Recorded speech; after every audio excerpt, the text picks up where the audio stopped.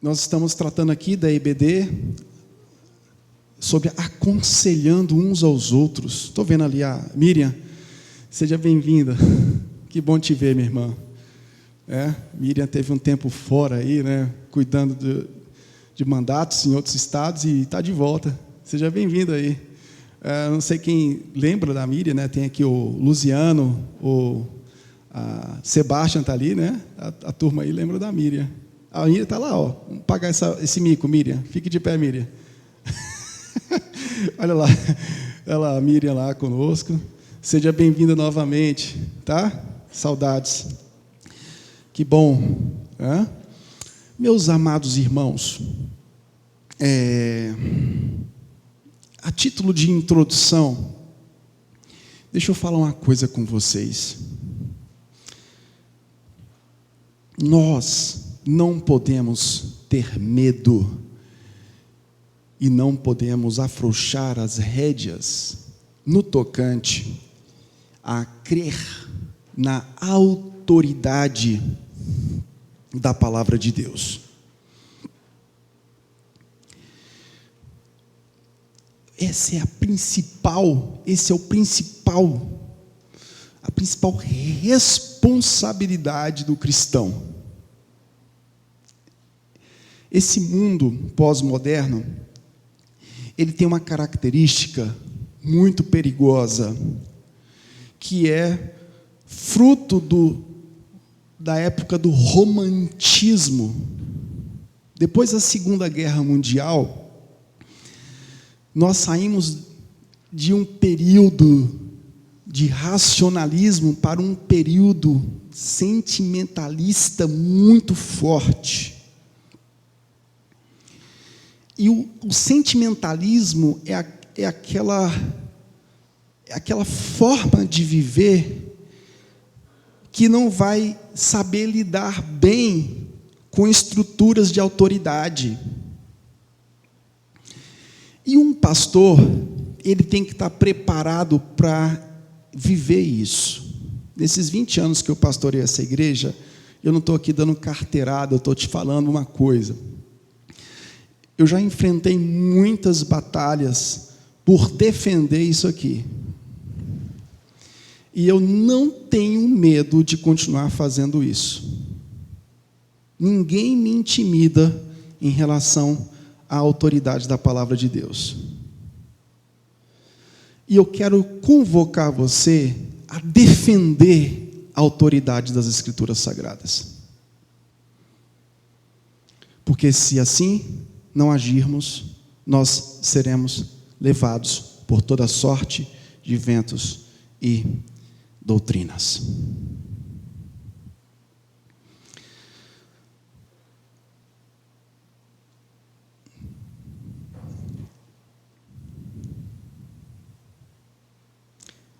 Abra sua Bíblia em Colossenses capítulo 1, verso 28.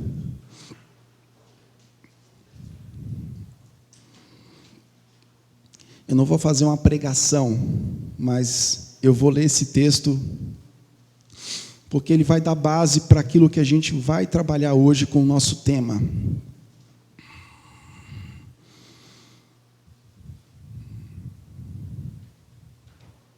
Diz assim: este Cristo nós anunciamos, advertindo a todos, olha aí, e ensinando a cada um em toda a sabedoria, a fim de que apresentemos cada pessoa perfeita em quem? Em Freud? Em Jung? Em Paulo Freire? Em Cristo. Em Cristo.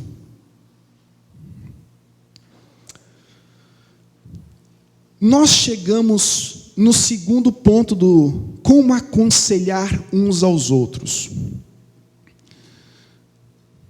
Como aconselhar o seu irmão em Cristo. Primeira coisa que eu queria lembrar a vocês: o não crente, você precisa evangelizar.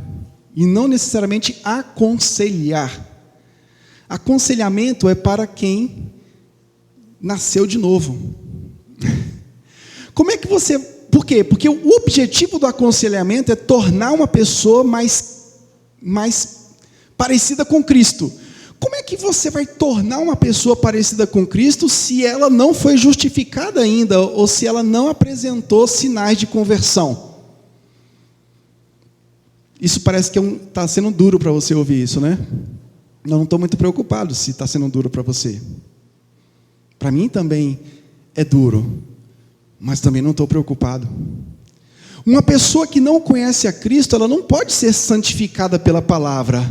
Então, quando você for aconselhar pessoas, tome o cuidado, porque às vezes você está falando para uma pessoa ser santa, sendo que ela precisa primeiro se converter. É uma tarefa impossível tornar uma pessoa não convertida santa.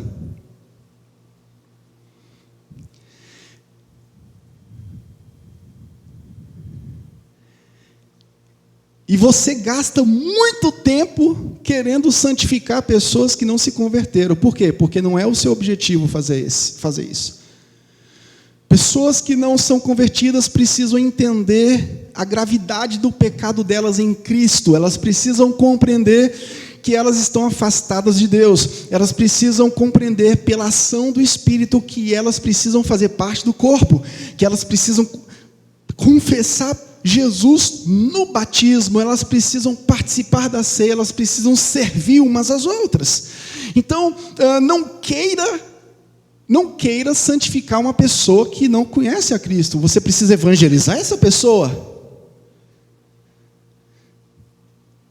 É um choque ouvir isso, não é? Porque quantas foram as vezes que nós fomos aconselhar um não crente como se ele fosse um crente, como se ele já conhecesse a Jesus, como se ele já fosse um dos nossos, como se ele já fosse um cara santo, uma mulher santa. Essa primeira parte, estamos ok? Ok.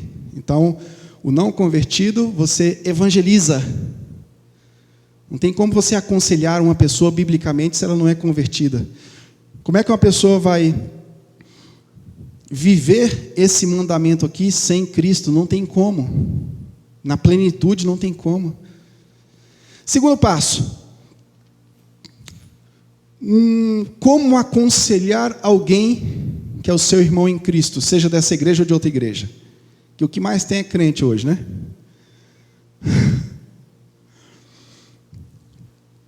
A gente precisa entender que essa pessoa, ela é responsável diante de um Deus que a criou. Por quê? Você já parou para pensar que as pessoas que você aconselham, elas vão querer te dar um nó, elas vão querer culpar todo mundo, elas vão querer dizer que o problema delas é porque o pai abandonou. Tudo bem, as pessoas sofrem pelas consequências dos atos de terceiros. As pessoas vão querer dar muitas desculpas para mudar. Não, pastor, não mudo não, porque a minha mulher é assim, assim, assado. Não, pastor, não tem como eu tomar essa atitude, porque lá em casa eu não sou valorizado como marido. Essas desculpas, elas são válidas para o Evangelho? Não. Nós somos criados à imagem de Deus, fomos regenerados por Cristo Jesus, e nós temos uma responsabilidade. Nós somos plenamente responsáveis diante de Deus. Estou usando aqui essas bibliografias. A última que eu acrescentei aqui foi do Jason Garwood. Vamos lá. Vamos entender um pouco aqui. Nós temos aqui 3 questões. Primeira questão, o racionalismo. O racionalismo parte do pressuposto que a mente é o componente central. Tudo se explica através do empirismo. O existencialismo já parte para outro caminho. Ele vai dizer que o homem, sua liberdade e sua autonomia são mais importantes. Eu vou te explicar o que é o existencialismo em poucas palavras. Por exemplo, algumas pessoas do movimento LGBTQI+, elas vão dizer o seguinte: a vacina faz parte da ciência. Ok. Só que elas vão ter dificuldade de acreditar que nós somos formados pelo cromossomo X e Y, que biologicamente não tem como confundir as bolas. Homem nasce homem, mulher nasce mulher. Não, nessa parte a ciência não tem razão.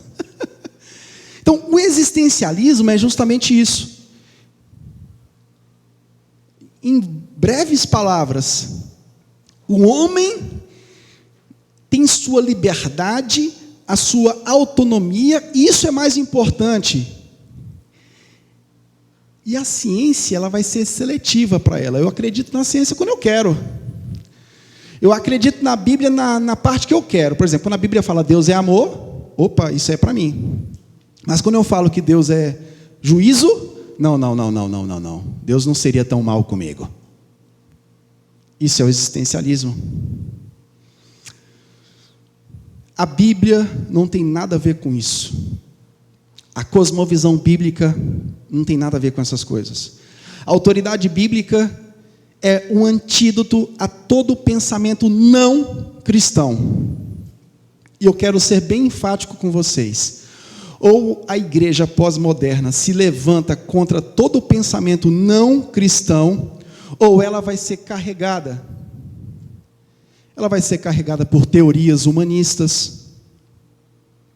Ela vai ser carregada pelo progressismo, que é uma porcaria. Ela vai ser carregada por Freud, por Jung, por Karl Marx. Ela vai ser carregada por tudo o que vem tentando desconstruir o cristianismo. Como o tal do construtivismo educacional, que na verdade, na minha opinião, eu tenho certeza disso, é uma desconstrução. Ou você se posiciona pela palavra, ou você vai ser carregado por essas coisas. Se você sair daqui com raiva de mim, não tem problema. Eu não estou preocupado se você vai ficar com raiva de mim. Cosmovisão bíblica. A cosmovisão bíblica trabalha sob os pressupostos bíblicos de que o homem foi criado à imagem de Deus como um ser responsável. Nós temos responsabilidade diante dos nossos atos, porque nós temos a imagem de Deus. Embora precisemos ser reconstruídos em Cristo Jesus, essa imagem precisa ser reconstruída, mas todo homem carrega a imagem de Deus, então ele carrega a percepção de um Deus superior a ele. A cosmovisão bíblica contradiz mais de 300 teorias de aconselhamento existentes, como eu falei na aula passada. Nos Estados Unidos, temos mais de 300 teorias de terapia. E os Estados Unidos nunca teve uma taxa tão alta de suicídio, uma taxa tão alta de depressão, uma taxa tão alta de ansiedade. Por quê? Porque abandonou o Evangelho. Como você consegue explicar um país que fez missões no mundo inteiro? Gente, os Estados Unidos, o vigor do Evangelho, fez com que os Estados Unidos fizesse missões no mundo inteiro, abriu igreja no mundo inteiro, treinou pessoas no mundo inteiro, construiu seminários, faculdades teológicas no mundo inteiro. Qual é a causa da bancarrota americana? Abandono do Evangelho. Vocês lembram das cruzadas que Billy Graham fazia? Teve cruzadas com mais de 1 milhão de pessoas. Onde é que estava o vigor do Billy Graham? Não estava nele. A partir do momento que uma nação ela abandona o Evangelho, a partir do momento que a igreja do Senhor abandona o Evangelho, ela perde a sua força. Existem teorias que colocam o homem como não responsável por as suas ações. Não, é porque a criação dele foi assim. Não, porque aconteceu aquilo, porque o meio que ele estava envolvido. Tudo bem. A gente sabe que essas coisas trazem influências, sim, trazem. A gente sabe que a falta de oportunidade gera diferenças sociais, gera. A gente não pode ser bobo em achar que não. A gente não pode acreditar na meritocracia totalmente. A gente sabe que há diferenças, sim. Uma criança que teve oportunidades, ela vai decolar mais rápido. Ok. Só que a gente não pode comprar essa briga ideológica e achar que isso aí define o ser humano. Para o Evangelho, o que define o ser humano não é um meio. O que define o ser humano é o que Cristo vai fazer por ele. Bom, a gente sabe que o meio influencia. É por isso que nós não queremos criar os nossos filhos soltos. Mas a gente sabe também que o que vai definir literalmente os nossos filhos é o Evangelho. Talvez você coloque o seu filho numa redoma, mas se você não discipular o seu filho, não vai dar nada que preste também. Às vezes o pai diz assim, não, eu vou tirar o meu filho de todo tipo de influência externa. Não, vou cercar. Ok, eu faço isso também. Mas você traz o seu filho para perto e não discipula. Você trouxe o filho para perto, mas a sua pegada é fraca. Você não traz o Evangelho. Traz o filho para perto, mas deixa o filho no tablet o dia inteiro vendo vídeo de TikTok. Não adianta. É igual coisas para casais. Jantar de casais, encontro de casais, tudo isso é legal, mas não resolve o problema. Eu conheço casais que se divorciaram depois do encontro de casais. O que resolve o problema é o casal diariamente bater o joelho no chão, orar, os dois lerem a Bíblia juntos, se arrepender dos seus pecados. Vamos no encontro de casais aí em Dubai. Rapaz, para que gastar esse tanto de dinheiro? Vamos fazer aqui com a gente em Santo Antônio Descoberto, que está mais perto. Brincadeira. Investe um absurdo, floreando, romantizando, e a vida não é tão romântica assim. A vida, ela parte do pressuposto bíblico de que nós nascemos de novo e nós precisamos de ser revestido por esse senhorio de Cristo diariamente nas nossas vidas. Pessoas que agem buscando paliativos, elas vão se colocar sempre como vítimas. Elas nunca vão se responsabilizar diante de Deus. Pastor, minha esposa parece o cão. E tu, parece o cão chupando manga.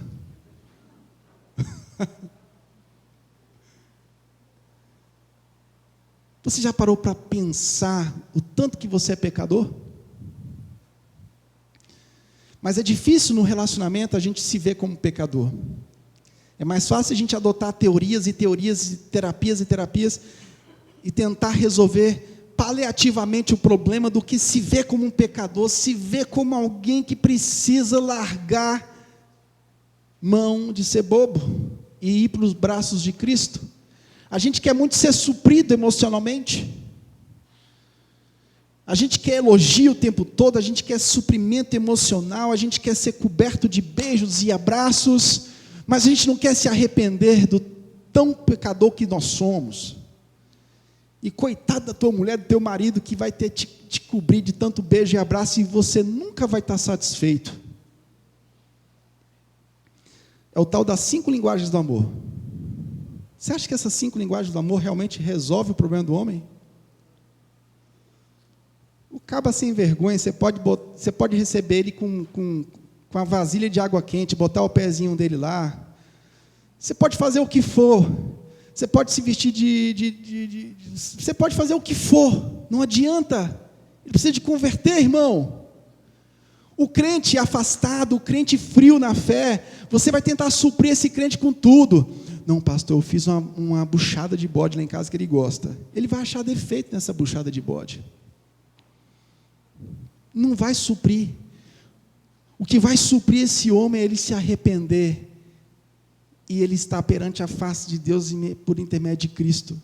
Eu já cheguei a essa conclusão, não adianta. Tudo bem? Que tem crianças aqui? Vou mudar a linguagem, vou falar em códigos.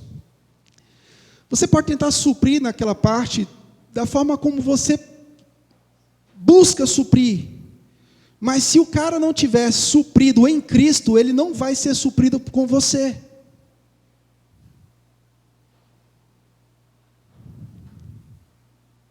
Então vamos nos enxergar, vamos deixar a Bíblia nos interpretar.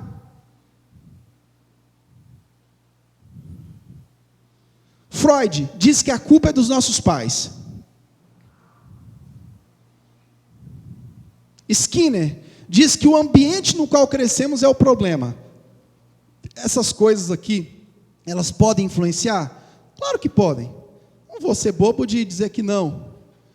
Mas elas definem a vida de quem está em Cristo? Não. Os médicos normalmente dizem, o problema está no DNA, ou desequilíbrio químico. Bom, esses fatores podem contribuir, mas não removem a culpa do homem diante de Deus. O homem já nasce pecador, Romanos 3:23, todos pecaram e destruídos estão da glória de Deus. Então a gente não pode adotar essa mentalidade, eu sou uma vítima. Sou uma vítima da sociedade. Senão a gente fica comprando esses discursos de justiça social.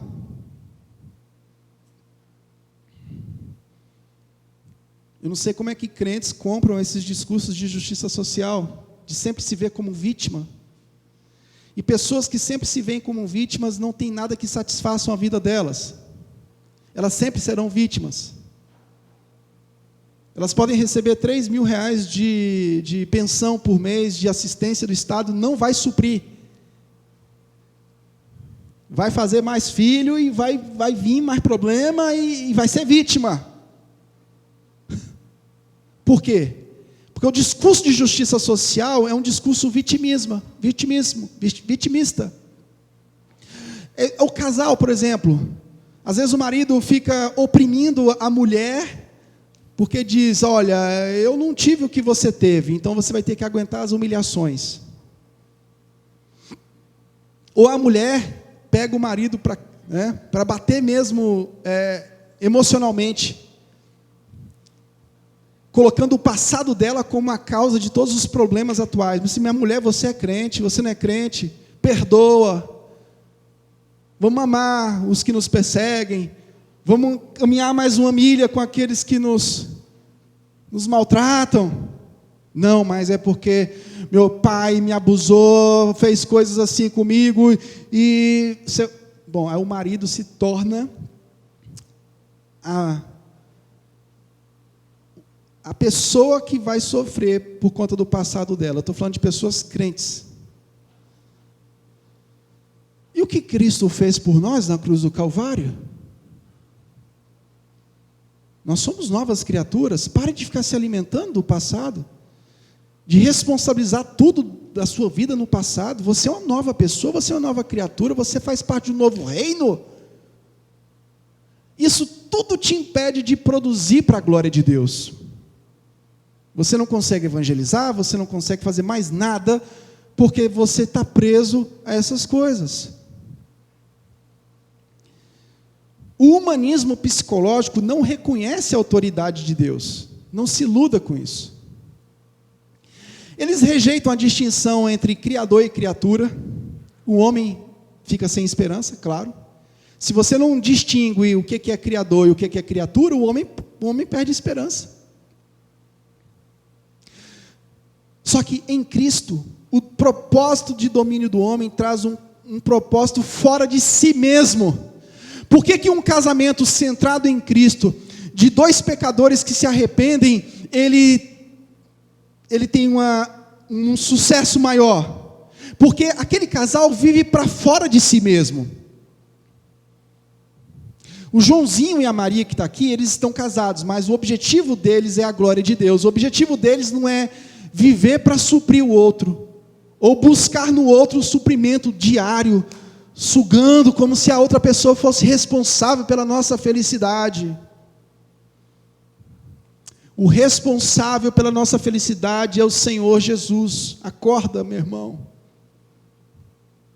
Por mais satisfação que o outro traga para nós, nós sempre estaremos insatisfeitos. Por isso que tome cuidado com esses encontros de casais, que é um verdadeiro antropocentrismo na maioria deles. Existem bons encontros que exaltam o evangelho, mas a maioria é aquela coisa, né? É ensinar um e o outro a alimentar o ego um do outro. O evangelho quebra o nosso ego, tira a gente do propósito de si mesmo, e faz com que a gente vença o egoísmo e o orgulho, porque nós estamos centrados em nós mesmos. E o casal, ele passa a funcionar para além de si.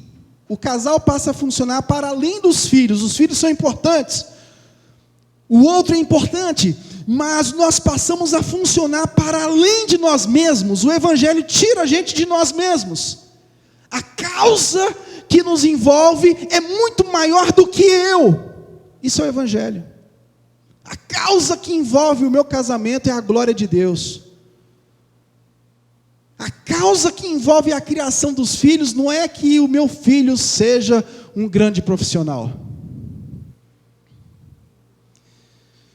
Uma pessoa me contou uma história. Ela disse: pastor, eu projetei na minha esposa que minha esposa se tornasse uma executiva. E a minha esposa abandonou a nossa casa. Meu sonho era de ter uma mulher com perfil de executiva.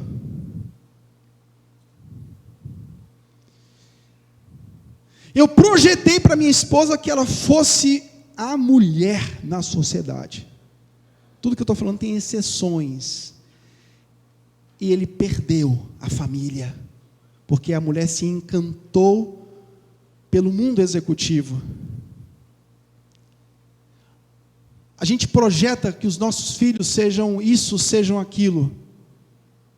Tudo bem, a gente não pode ser hipócrita, a gente quer que os nossos filhos, eles cresçam profissionalmente. Mas eu quero projetar para a vida dos meus filhos que eles sejam primeiros servos do Deus Altíssimo. Se eles vão ser grandes executivos da Quinta Avenida de New York, eu não sei. Se eles serão médicos bem-sucedidos, eu não sei. Eu fui projetado para ser jurista. E não me tornei daquilo que minha família quis. Até hoje eu pago um preço. Não vou dar o termo. Até hoje eu sofro por conta disso. Até uns dias desse eu ouvi: meu filho, se era para estar tão bem financeiramente, eu digo, voltaria e faria tudo de novo. Que eu estou querendo fazer a vontade de Deus, não é a minha vontade. Então, vamos entender que nós estamos projetando muito para a nossa casa e a nossa família, e não estamos entendendo o que está por trás dessas teorias que fomentam essas coisas na vida dos nossos filhos, da nossa família. O homem é insaciável. E nós queremos tratar depressão, vícios, tribulações, desastres, na ideia de que o homem é um produto do seu ambiente. Gente, o homem é produto do Deus vivo. Enquanto Deus não supri-lo por Jesus Cristo, ele não vai ser feliz. Está lá você, gastando tinta, sola de sapato, para tentar reerguer uma pessoa, mas sem o evangelho, só com terapia. Um paliativo. Não vai dar certo. O não crente, o que ele precisa?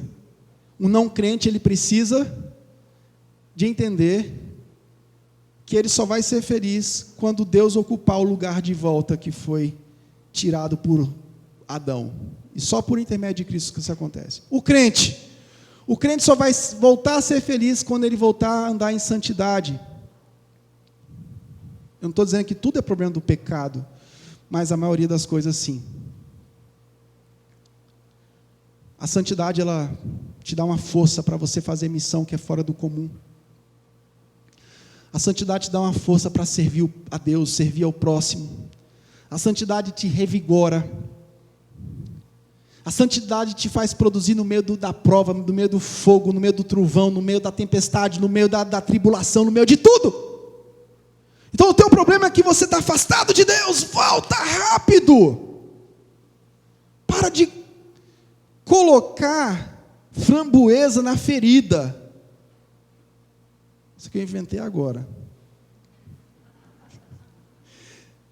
Quem lembra aqui de metiolate? Como é que é o nome daquele capeta daquele negócio? Como é que chama aquilo?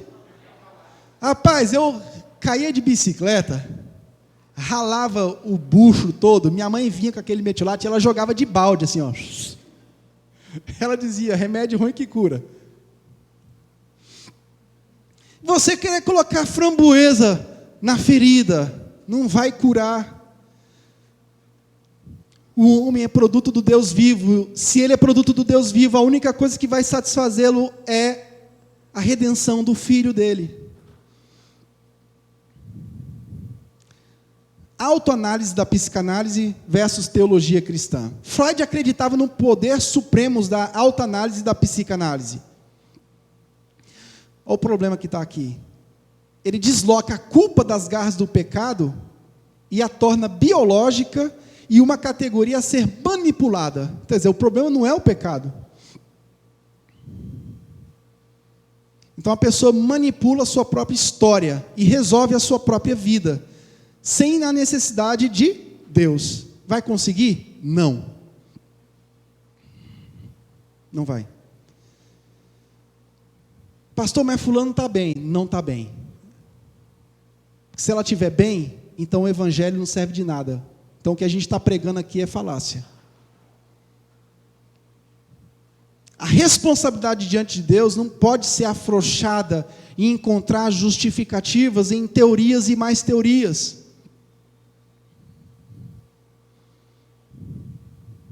É como enxugar gelo.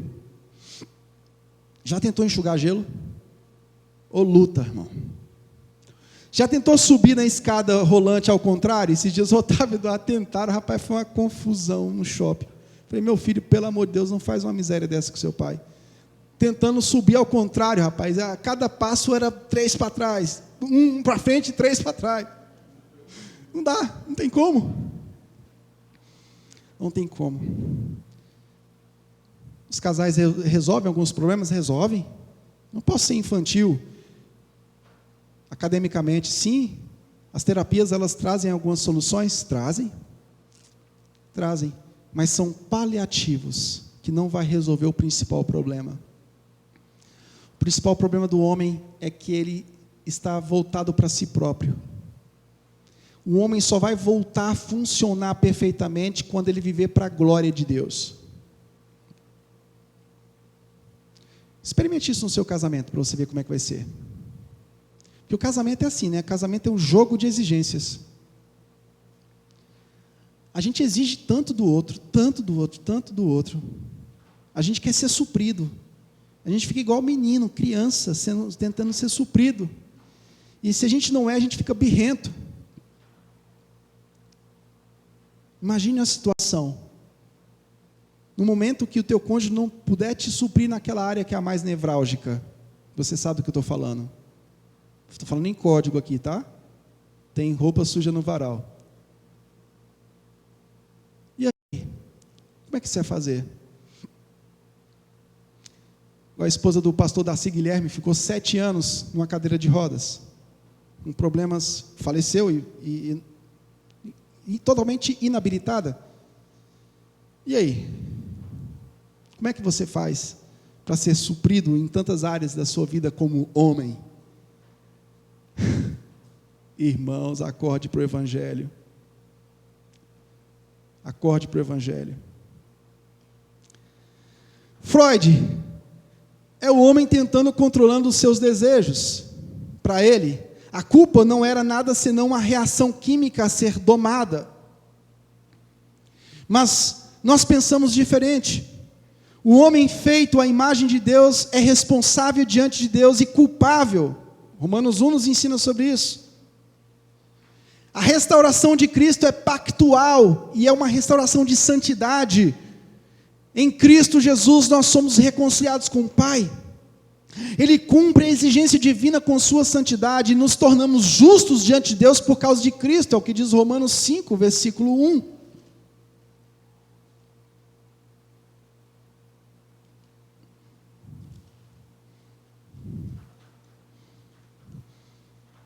Justificados, pois, mediante a fé, temos paz com Deus, por meio do nosso Senhor Jesus Cristo. A restauração de Cristo é pactual, é uma restauração de aliança eterna, e é uma restauração de santidade. Por Romanos está dividido em duas partes, a justificação pela fé, os 11 primeiros capítulos, e depois, do 12º até o 16, vai falar sobre a vida dos justos como santos de Deus. A restauração de Cristo é muito além daquilo que a gente pensa, daquilo que as teorias fornecem. Por que a gente não está usando isso na prática? Por que a gente fica se refugiando em nós mesmos? Por que a gente fica lambendo ferida? Por que a gente fica pensando, se culpando o passado, culpando os nossos pais? Meu irmão, os seus pais fizeram o que puderam, e aqueles que não fizeram o que puderam, perdoe. Perdoe. Deixa eu contar uma história aqui. Vocês sabem da minha história. Eu não fui criado numa família tradicional, nem por isso virei progressista. Tá ok? Então vamos parar com esse mimimi.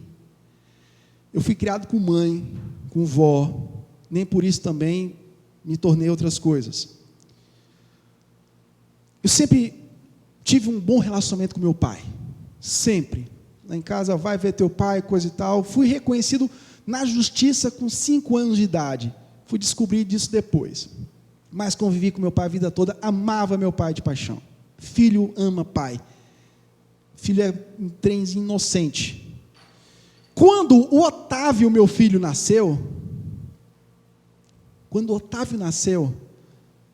me veio uma enxurrada de lembranças. Porque quando o Otávio nasceu, eu pensei, cara, isso aqui que é ser pai, é estar presente. Eu não tive isso. Com 35 anos, eu já era pastor. 35 não, 32. O Otávio vai fazer 11.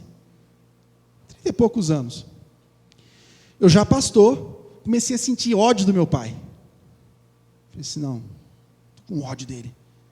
Como é que pode? Isso aqui que é ser pai, é estar presente, é ver, acordando de madrugada, é acompanhar, é levar para cortar o cabelo. Meu coração começou a se encher de raiva.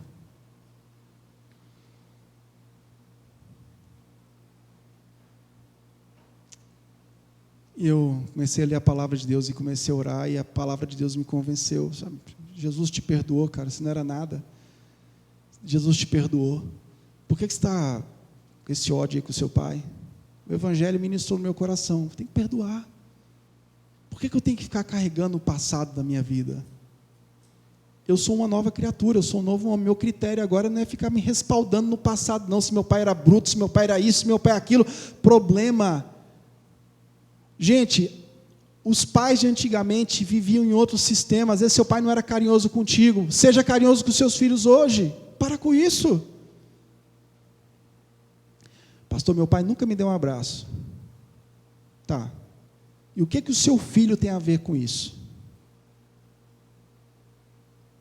Papai nunca me beijou. Tá. E o que os seus filhos têm a ver com isso? Cubra seus filhos de beijo, de abraço. Ame os seus filhos como Cristo te amou na cruz do Calvário. Pastor, minha mãe era bruta com meu pai. Meu pai chegava em casa, se ele quisesse comer alguma coisa, ele tinha que descongelar e fazer. E você vai descontar na sua esposa isso? que sua esposa tem a ver com isso, rapaz? Trate a sua esposa como Cristo trata a igreja. O nosso relacionamento é baseado no Evangelho, não é baseado em teorias, não é baseado no passado, não é baseado em paliativos. O conselheiro bíblico. Vamos lá, vou dar umas dicas aqui para você aconselhar. Vamos lá. Primeiro, nós precisamos remover as desculpas das pessoas. As pessoas vivem dando desculpas, e eu como pastor sei exatamente disso. Nós como pastores sabemos disso. É o famoso migué. Nós temos um dicionário dos migués, vocês não sabem, mas a gente tem um dicionário dos migués. A cada dia a gente anota no dicionário um tipo de migué diferente. Remover as desculpas das pessoas. A primeira desculpa é: não consigo. Não consigo andar em santidade, isso é exigir demais. Mentira de Satanás. Se você nasceu de novo, você não vive na prática do pecado, é o que diz 1 de João, capítulo 5, versículo 4. Em Cristo você pode todas as coisas, inclusive ser santo, é o que diz Filipenses 4,13. Pastor, eu conheço a Bíblia, mas na hora de resolver os problemas eu vou procurar as teorias humanistas. Tem gente que vai até por horóscopo. Tinha uma revista chamada Marie Claire, eu acho que tem ainda essa revista, Marie Claire. Tem ainda, né? Ela vai trazer lá todas as teorias humanistas para resolver o problema das mulheres. É uma revista feminista, né? A gente já tratou de feminismo aqui, né? É isso aí. Apanhamos porque tratamos disso, não tem problema não. É? Conhece a Bíblia, mas não usa. Então, diga para o irmão, você tem que usar a palavra de Deus. Mas pastor, estou com medo de falar. Você está com medo de falar, irmão? Então, você vai ter dificuldade de ser crente. Porque o crente não pode ter medo de falar para o outro. O crente ele tem que consolar o outro, edificar o outro, exortar o outro em amor. Você está lendo a Bíblia? Você vai aconselhar alguém. Está com ansiedade. Leia Mateus 6 com ele. Qual é a ideia central de Mateus 6? Capítulo 6, 33. Busque o reino de Deus e sua justiça, e as demais coisas vos serão acrescentadas. E estas coisas vos serão acrescentadas. Ou seja, nós temos um pai que cuida das aves dos céus, que cuida de tudo, por que ele não cuidaria de nós, homens de pequena fé? Então, o que eu tenho que fazer é viver para a glória dele, é buscar o reino dele. Mas eu já faço isso. Faz não. Não faz. O conselheiro bíblico, que somos todos nós, tem que chegar junto.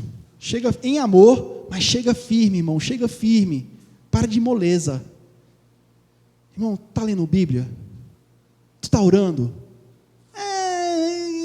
Lá em casa tem que acordar cedo.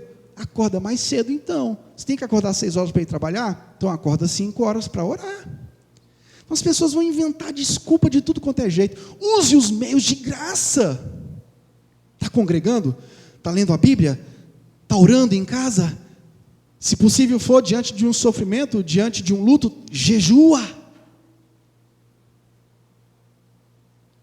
Agora, se você ficar esse corpo mole, não, pastor, tem que tomar cuidado para não falar, né, e ofender. Irmãos, o evangelho é extremamente ofensivo.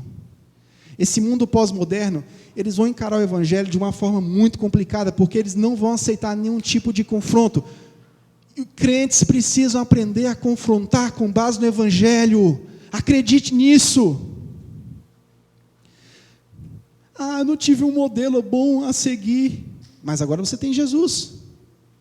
Eu não tive um pai que me desse exemplo, eu também não tive, mas eu tenho Jesus.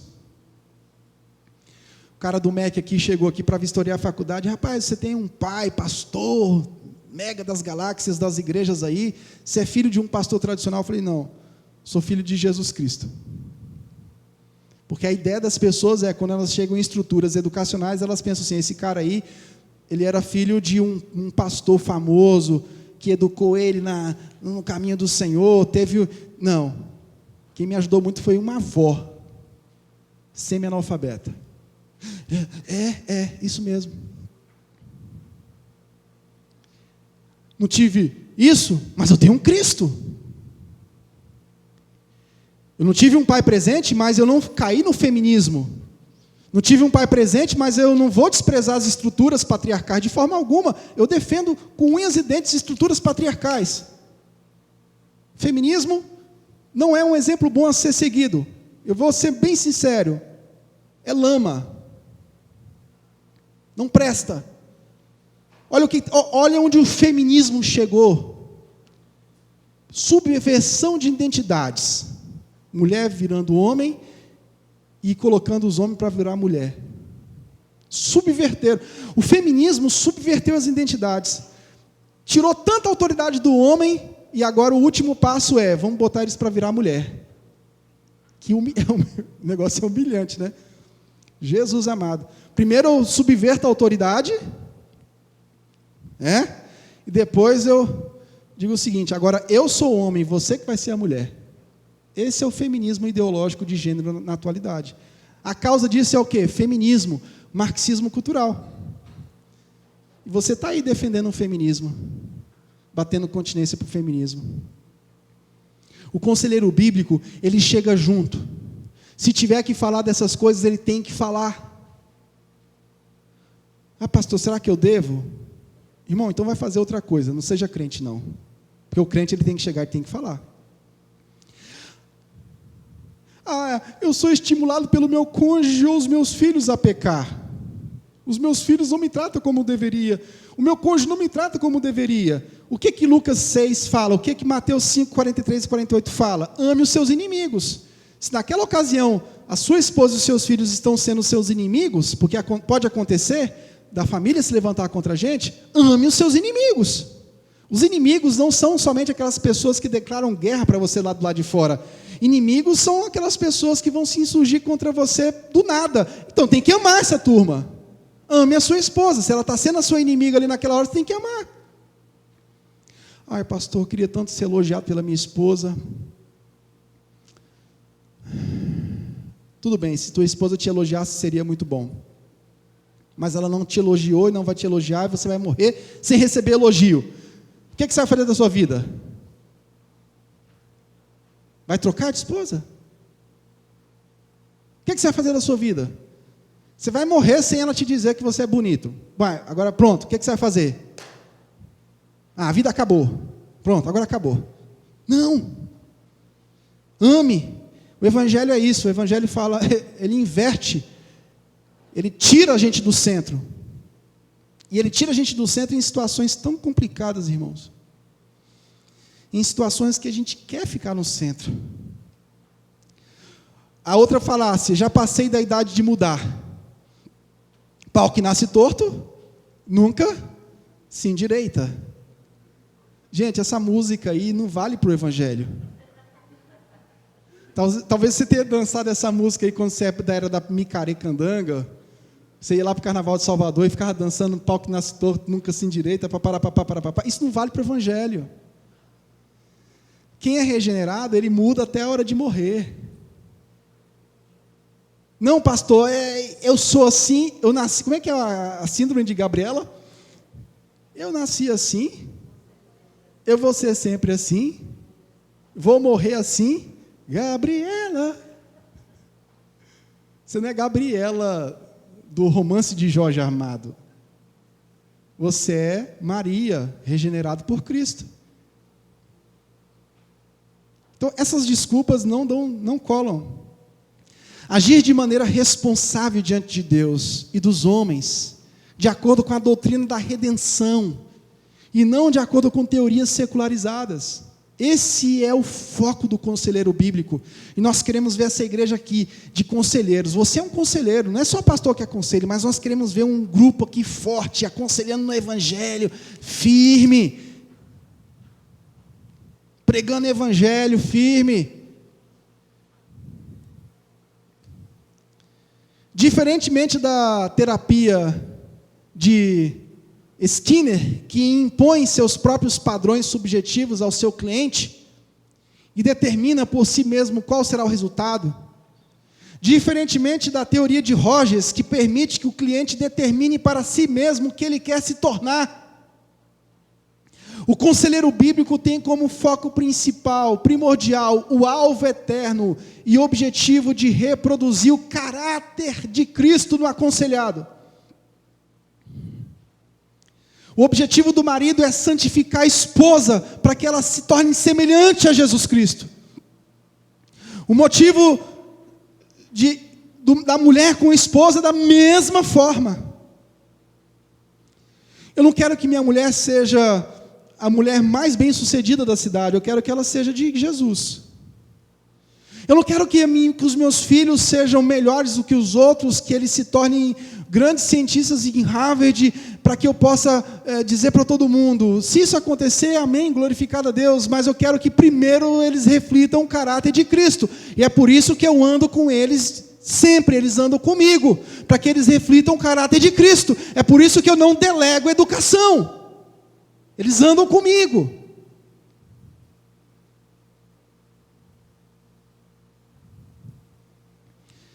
Gálatas 4:19, meus filhos, novamente estou sofrendo dores de parto por sua causa. Olha o que Paulo diz: até que Cristo seja formado em vocês.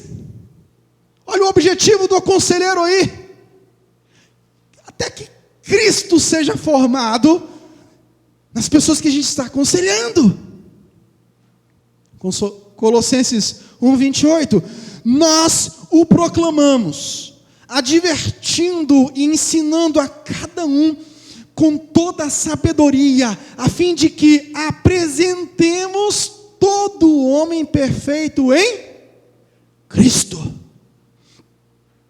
Doa quem doer,